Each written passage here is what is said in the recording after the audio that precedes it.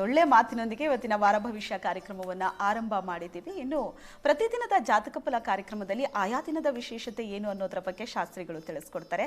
ಆದರೆ ಇವತ್ತಿನ ವಿಶೇಷ ಕಾರ್ಯಕ್ರಮ ಹೇಗಿರುತ್ತೆ ಅಂದರೆ ಇಡೀ ವಾರದ ವಿಶೇಷತೆ ಏನಿರುತ್ತೆ ಅನ್ನೋದರ ಬಗ್ಗೆ ಮುಂಚಿತವಾಗಿಯೇ ಈ ಕಾರ್ಯಕ್ರಮದಲ್ಲಿ ತಿಳ್ಕೊಬಹುದು. ಶಾಸ್ತ್ರಿಗಳೇ, ವಾರದ ವಿಶೇಷತೆ ಏನಿದೆ? ಈ ವಾರದಲ್ಲಿ ಎರಡು ಪ್ರಮುಖ ಬದಲಾವಣೆ ಕಾಣ್ತೀವಿ ನಾವು. ನೋಡೋಣ.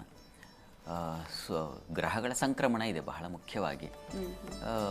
ಮೊದಲಿಗೆ ನಾವು ಗಮನಿಸ್ತಕ್ಕಂಥದ್ದು ಈ ಗುರು ಪ್ರವೇಶ ಆಗ್ತಕ್ಕಂಥದ್ದು.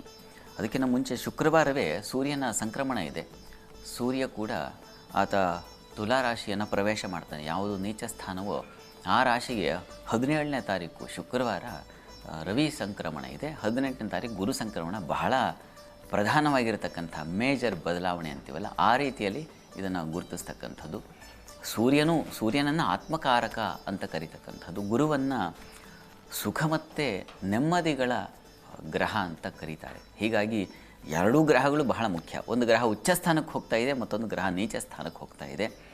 ಒಂದರಿಂದ ದುರ್ಬಲ ಫಲಗಳು, ಮತ್ತೊಂದರಿಂದ ಬಲಿಷ್ಠವಾದಂಥ ಫಲಗಳು. ಎರಡರ ಆ ಒಂದು ಸಂಚಾರದಿಂದ ರಾಶಿಗಳ ಮೇಲೆ ಏನು ಪ್ರಭಾವ ಪರಿಣಾಮಗಳಾಗುತ್ತೆ ಅದನ್ನು ನಾವು ಆನಂತರದಲ್ಲಿ ಗಮನಿಸೋಣ. ಅಂತೂ ಮುಖ್ಯವಾಗಿ ನಾವು ರವಿ ಸಂಕ್ರಮಣ ಹಾಗೂ ಗುರು ಸಂಕ್ರಮಣ ಎರಡನ್ನ ಗಮನಿಸ್ತೀವಿ. ಎಸ್, ಬಹಳಷ್ಟು ಜನ ಕರೆ ಮಾಡ್ತಾ ಇದ್ದಾರೆ ಶಾಸ್ತ್ರಿಗಳೇ. ಸೊ ಕಾಲ್ಸ್ ಅಂತ ಗಮನ ಹರಿಸೋಣ. ಗಣೇಶ್ ಅಂತ ಹಾವೇರಿಯಿಂದ ಕರೆ ಮಾಡಿದ್ದಾರೆ. ನಮಸ್ತೆ ಗಣೇಶ್ ಅವರೇ. ನಮಸ್ಕಾರ. ಹೇಳಿ, ಯಾರ ಬಗ್ಗೆ ಕೇಳಬೇಕಿತ್ತು? ತಂಗಿ ಬಗ್ಗೆ. ಓಕೆ.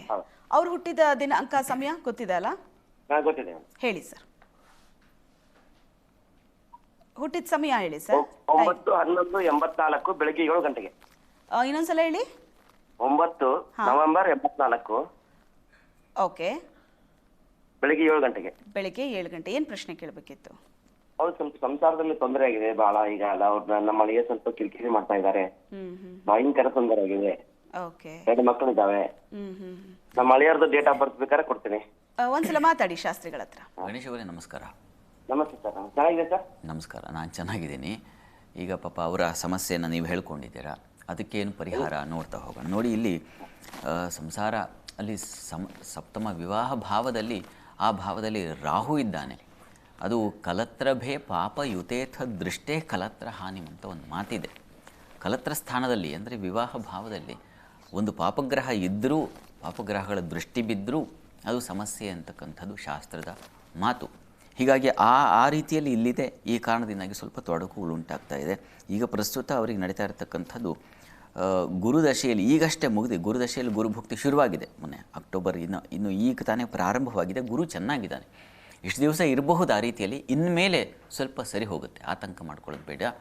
ಹತ್ತಿರದಲ್ಲಿ ಯಾವುದಾದ್ರು ಲಕ್ಷ್ಮೀ ನಾರಾಯಣ ಸನ್ನಿಧಾನ ಇದ್ದರೆ ಪಂಚಾಮೃತ ಅಭಿಷೇಕ ಮಾಡಿಸಿ. ಪ್ರತಿ ಶುಕ್ರವಾರ ಅದಕ್ಕೆ ಅಭಿಷೇಕ ಮಾಡಿಸಿ ಆ ತೀರ್ಥ ಸೇವನೆ ಇಬ್ಬರಿಗೂ ಮಾಡೋಕ್ಕೆ ಹೇಳಿ. ಲಕ್ಷ್ಮೀನಾರಾಯಣ ಹೃದಯ ಪಾರಾಯಣ ಅದನ್ನು ಕೇಳಿಸ್ಕೊಳ್ಳಿ ಅಥವಾ ಹೇಳ್ಕೊಳ್ಳಿ ಬಂದರೆ ಇವೆರಡರಿಂದ ಸಮಾಧಾನ ಸಿಗುತ್ತೆ. ಈಗ ಕಾಲ ಗುರುವಿನ ಬಂದಿದೆ. ಗುರು ತುಂಬ ಚೆನ್ನಾಗಿದ್ದಾನೆ.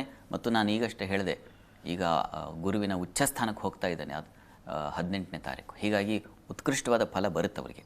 ಒಳ್ಳೆಯ ಕಾಲದಲ್ಲಿ ನೀವು ಕಾಲ್ ಮಾಡಿದ್ದೀರಾ. ನೀವು ಕಾಲ್ ಮಾಡಿರೋ ಕಾಲವೇ ಅವರಿಗೆ ಒಳ್ಳೆಯ ಫಲವನ್ನು ತಂದು ಕೊಡೋ ಕಾಲ ಆಗಿದೆ. ಹೀಗಾಗಿ ಆತಂಕ ಬೇಡ, ಒಳ್ಳೆಯದಾಗಲಿ. ಓಕೆ.